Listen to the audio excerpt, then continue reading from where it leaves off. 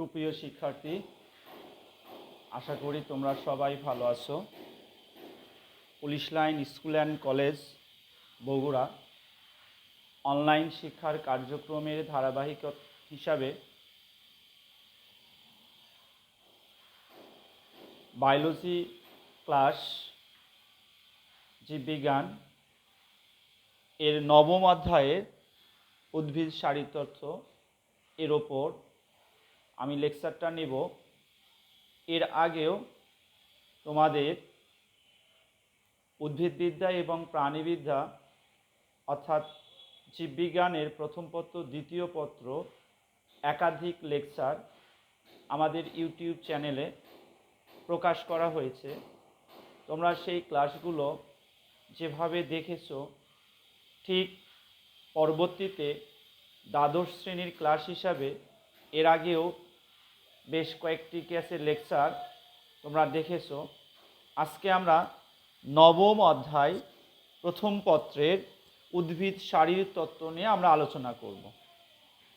নবম অধ্যায় উদ্ভিদ শারীরতত্ত্ব, ইংলিশে বলা হয়ে থাকে plant physiology, PLANTPHYSIOLOGY, plant physiology. Plant physiology, plant বলতে আমরা বুঝি কি আছে উদ্ভিদ, আর ফিজিওলজি বলতে কি আছে উদ্ভিদ শারীরতত্ত্ব।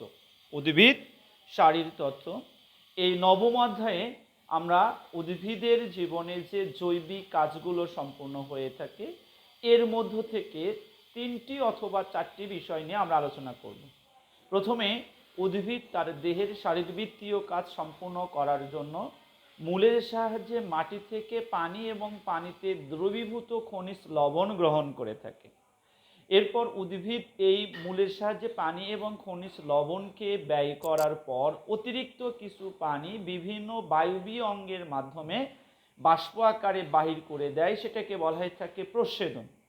প্রথম অংশ পড়ব কি আমরা খনিজ লবণ শোষণ, দ্বিতীয় অংশ আমরা পড়ব কি আছে প্রস্বেদন অতিরিক্ত পানি, তৃতীয় অংশ আছে আমাদের সালোক সংশ্লেষণ, চতুর্থ অংশ আছে আমাদের শ্বসন। এই চারটি শিরোনামে চারটি পার্টে আমাদের নবম অধ্যায়টা আলোচনা করা হবে। তো প্রিয় শিক্ষার্থী, আমরা কেসে অতিরিক্ত আর কথা না বাড়ায় আজকে আমাদের ক্লাসটা আমরা শুরু করব। উদ্ভিদটা কেসে আমাদের নবম অধ্যায়টা হচ্ছে plant physiology. Plant physiology, plant বলতে আমরা বুঝি কি আছে উদ্ভিদ, আর ফিজিওলজিতে দুইটি শব্দ আছে, একটি হচ্ছে ফিজিক্স PHYSIS, আর একটা হচ্ছে LOGOS। ফিজিক্স শব্দ অর্থাৎ নেচার প্রকৃতি, আর লগোস অর্থাৎ কি জ্ঞান।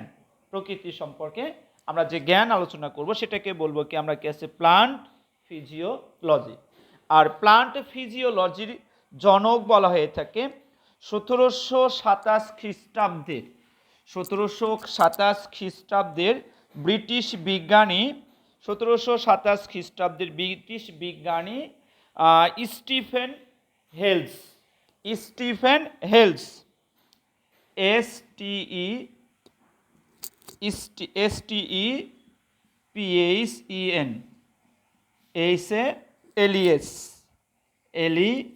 স্টিফেন হেলস 1727 খ্রিস্টাব্দের তিনি সর্বপ্রথম কি আছে উদ্ভিদের শারীরতত্ত্ব বিষয়ে বা উদ্ভিদের খাদ্য গ্রহণ এবং খাদ্য তৈরি, মূলের সাহায্যে খনিজ লবণ গ্রহণ, পানি গ্রহণ, এই সকল বিষয় নিয়ে তিনি সর্বপ্রথম আলোচনা করেন।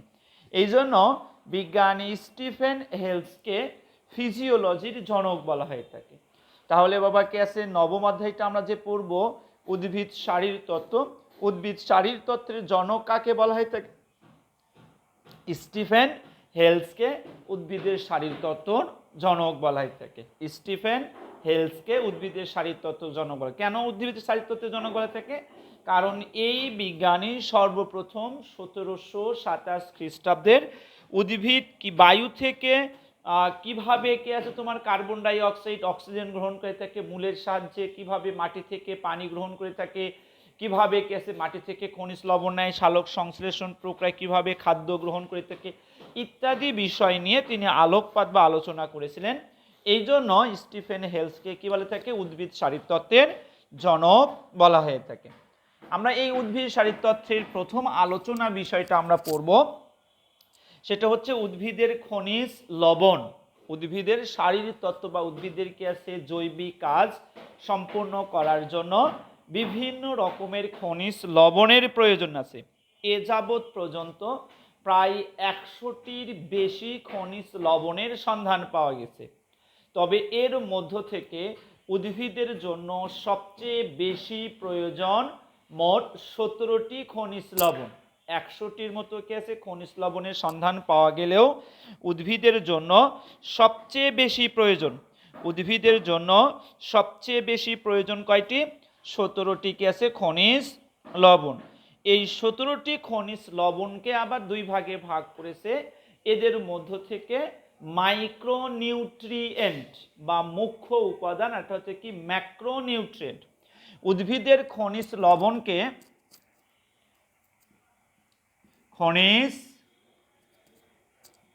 উদ্ভিদের খনিজ লবণকে দুই ভাগে ভাগ করা হয়। একটি হচ্ছে মাইক্রোনিউট্রিয়েন্ট,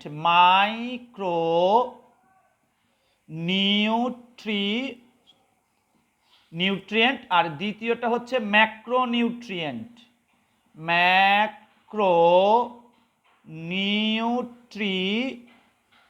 ম্যাক্রোনিউট্রিয়েন্ট।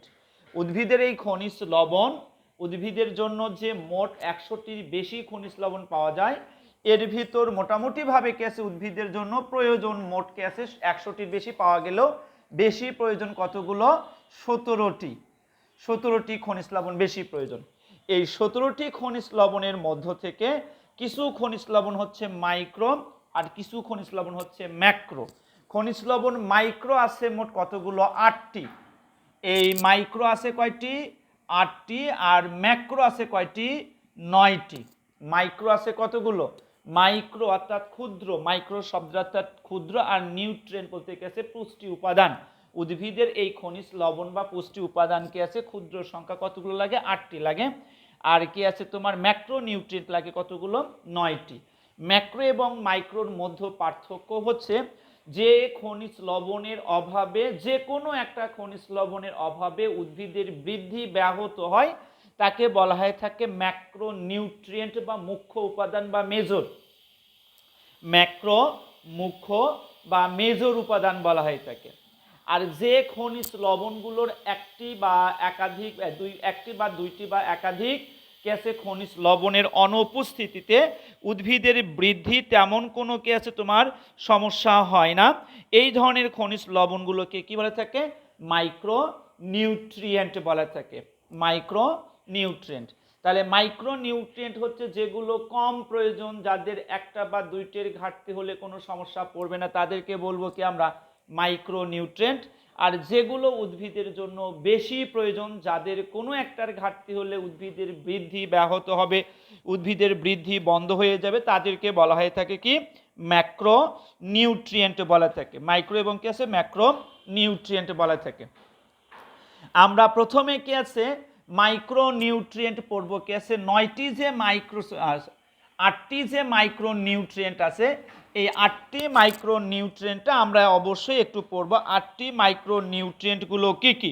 8টি মাইক্রো নিউট্রিয়েন্টগুলো মনে রাখার জন্য তোমাদের ছোট্ট একটা কি আছে সূত্র দিতে পারি আমরা, সেটা হচ্ছে ফের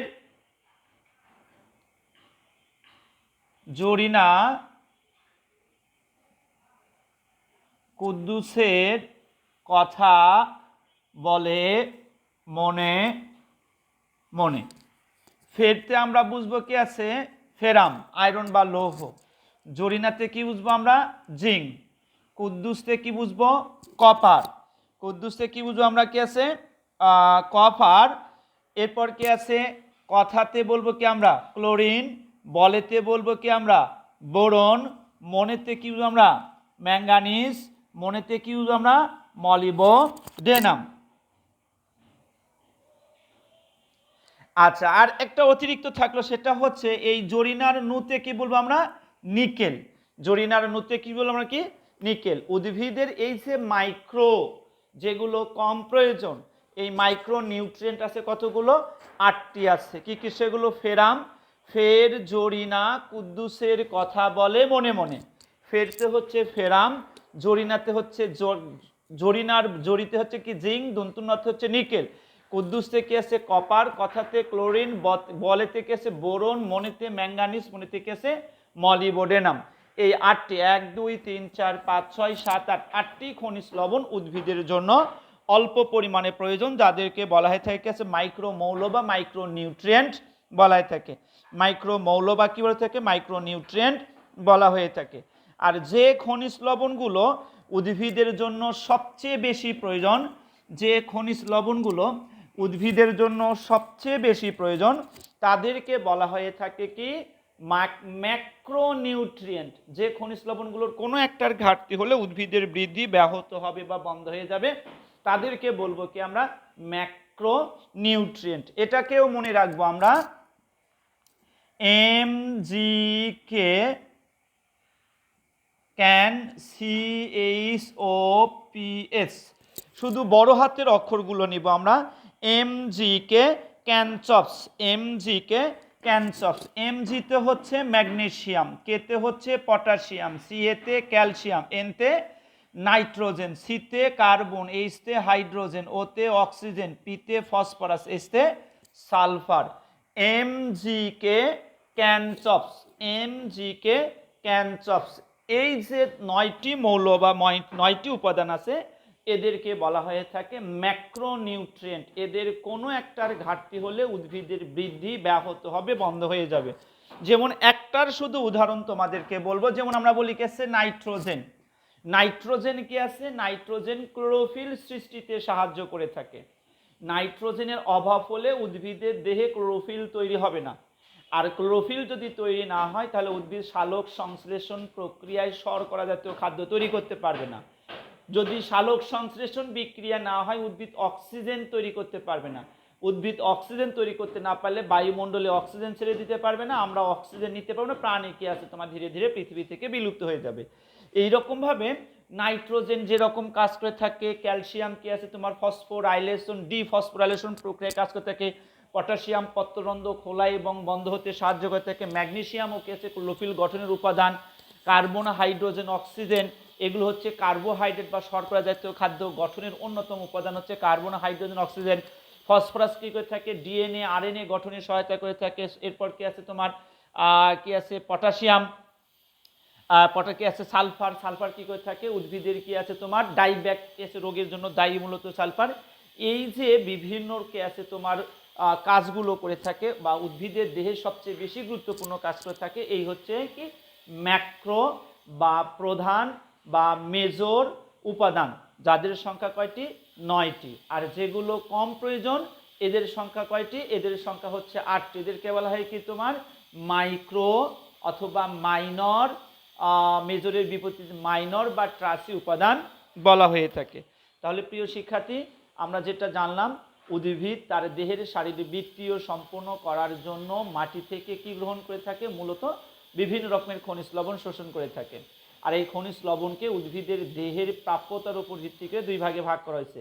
যে খনিজ লবণগুলোর কোনো একটার অভাবে উদ্ভিদের বৃদ্ধি ব্যাহত হবে, বন্ধ হয়ে যাবে, তাদেরকে বলবো কি আমরা ম্যাক্রো উপাদান। ম্যাক্রো উপাদানের সংখ্যা হচ্ছে 9টি। আর যে খনিজ লবণগুলো কি আছে কম পরিমাণে প্রয়োজন, যাদের কোনো একটার ঘাটতি হলে তেমন কোনো সমস্যা ধরা পড়ে না, এদেরকে বলা হয়ে থাকে কি মাইক্রো নিউট্রিয়েন্ট বা কি আছে মাইক্রো উপাদান বলা। এই মাইক্রো এবং ম্যাক্রো মিলে মোট কতগুলো 17টি উপাদান উদ্ভিদের জন্য প্রয়োজন।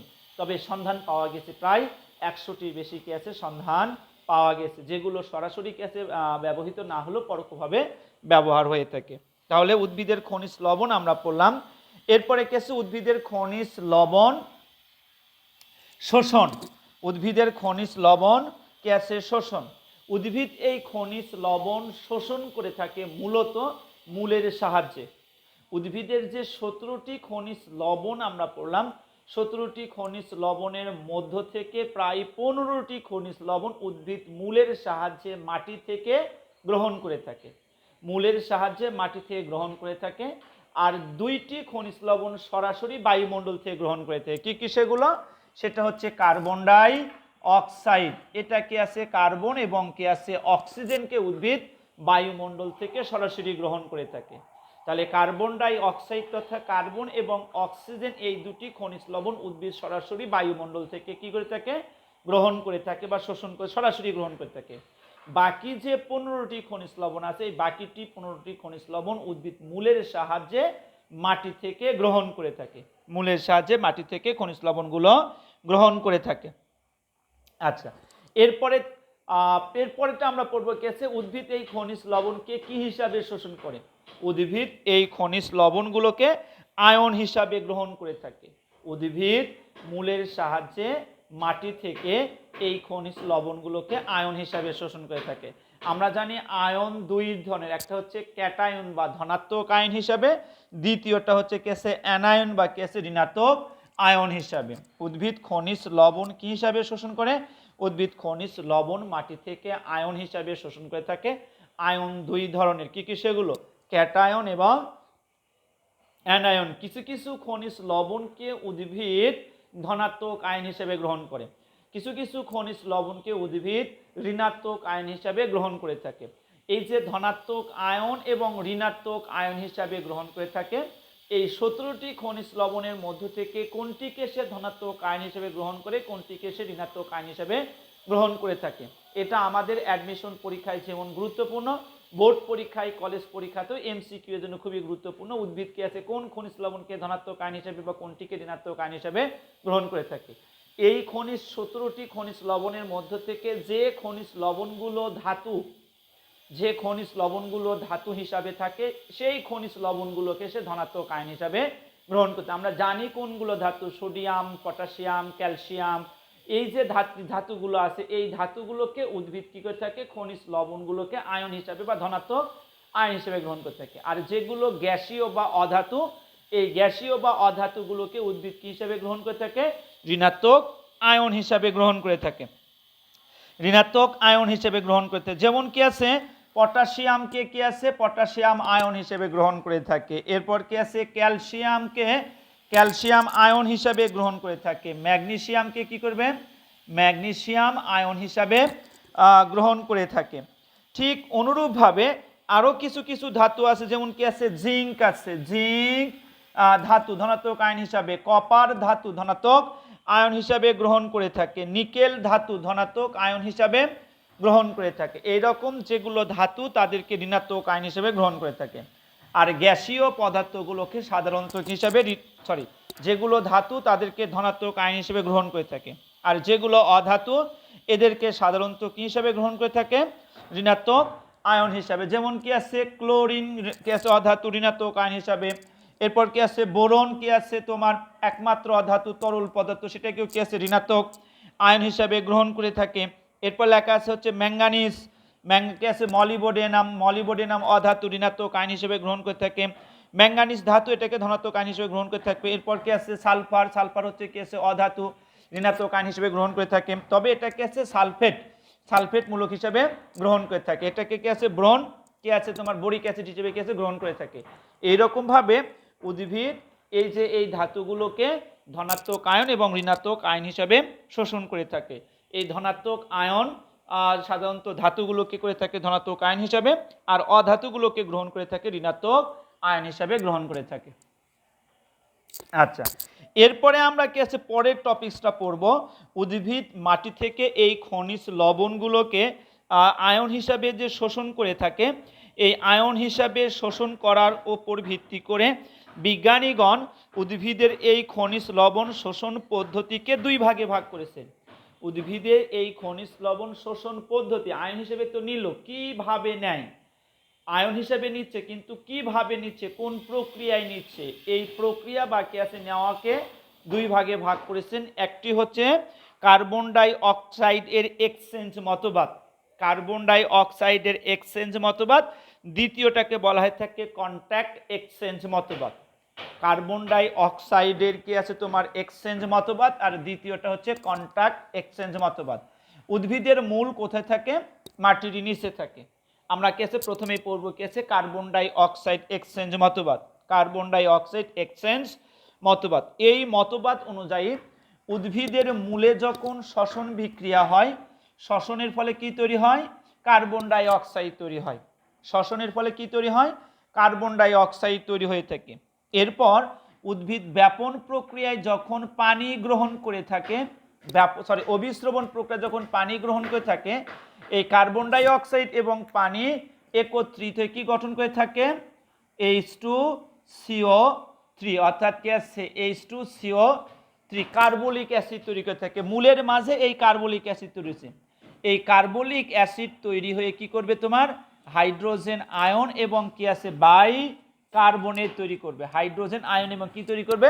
বাই কার্বনেট তৈরি করবে। এই হাইড্রোজেন আয়ন এবং কি আছে বাই কার্বনেট যখন কি আছে এই যে এই মূল থেকে HCO3 বাই কার্বনেট আয়ন বাইর হয়ে আসবে, তখন বাহির থেকে কোনো একটা আয়ন এখান থেকে মূল থেকে যেহেতু আয়ন বাইর হয়ে আসে, সুতরাং মূলের মাঝে কি আছে কোনো একটা আয়নের ঘাটতি থাকে।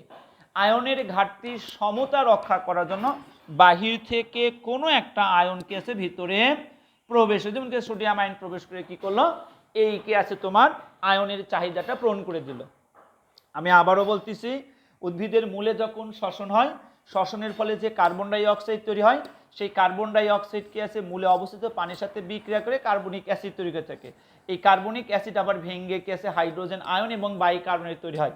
বাইকার্বনেট আয়নটা বাইর হয়ে আসলে তখন মূলের মাঝে কি হয়ে থাকে? তোমার একটা আয়নের ঘাটতি থাকে। তখন কি আছে মূল মাটি থেকে একটি আয়ন মূলের মাঝে প্রবেশ করে সেই আয়নের কি আছে ঘাটতি বা আয়নের ঘাটতি পূরণ করে মূলের মাঝে আয়নের সমতা বজায় রাখে। এইভাবে কি হয়ে থাকে? কার্বন ডাই অক্সাইড মতবাদ অনুযায়ী কি করে থাকে? উদ্ভিদ আয়ন বিনিময়ের মাধ্যমে, কার্বন ডাই অক্সাইড এক্সচেঞ্জ মতবাদ, কার্বন ডাই অক্সাইড এক্সচেঞ্জ মতবাদ অর্থাৎ আয়ন বিনিময়ের মধ্য দিয়ে আয়ন ট্রান্সফার করে কি করে থাকে? উদ্ভিদ তার খনিজ লবণ প্রক্রিয়াটা স্থানান্তর করে থাকে, খনিজ লবণটা উদ্ভিদ শোষণ করে। এরপর এই খনিজ লবণ মূল থেকে কি আছে পানির সাহায্যে দেহের বিভিন্ন জায়গায়, পাতায় বা দেহের বিভিন্ন অংশে যাবে, শারীরবৃত্তীয় কাজে অংশগ্রহণ করবে। তাহলে প্রিয় শিক্ষার্থী, আমরা মোটামুটি কি আছে প্লান্ট ফিজিওলজির প্রথম ক্লাস আজকে, যদিও এটা প্রথম লেকচারটা, এই লেকচারে আমরা পড়লাম উদ্ভিদের শারীরবৃত্তীয় কাজ সম্পন্ন করার জন্য যে বিভিন্ন রকমের খনিজ লবণের প্রয়োজন আছে, সেই বিভিন্ন রকমের খনিজ লবণগুলোর নাম আমরা পড়লাম। এই খনিজ লবণগুলোকে উদ্ভিদ কী হিসাবে গ্রহণ করে থাকে? আয়ন হিসাবে গ্রহণ করে থাকে। আয়নটা আমরা পড়লাম ক্যাটায়ন এবং অ্যানায়ন। এরপর কিভাবে কোন প্রক্রিয়ায় খনিজ লবণগুলো শোষণ করে থাকে? খনিজ লবণ শোষণ প্রক্রিয়াটা পড়ছে আমরা কি আছে দুইভাবে হয়ে থাকে, মতবাদকে দুই ভাগে ভাগ করেছে। একটা হচ্ছে কি আছে তোমার কার্বন ডাই অক্সাইড এক্সচেঞ্জ মতবাদ, দ্বিতীয়টা হচ্ছে কি আছে তোমার কন্ট্যাক্ট এক্সচেঞ্জ মতবাদ। কন্ট্যাক্ট এক্সচেঞ্জ মতবাদ, এই মতবাদ অনুযায়ী কি আছে উদ্ভিদ খনিজ লবণটা শোষণ করে থাকে। তো প্রিয় শিক্ষার্থী, আজকের ক্লাসটা তোমরা অবশ্যই মনোযোগ সহকারে দেখবা। সবাই ভালো থাকো, সুস্থ থাকো। আজকের ক্লাসটা এখানে শেষ করব। আল্লাহ হাফেজ।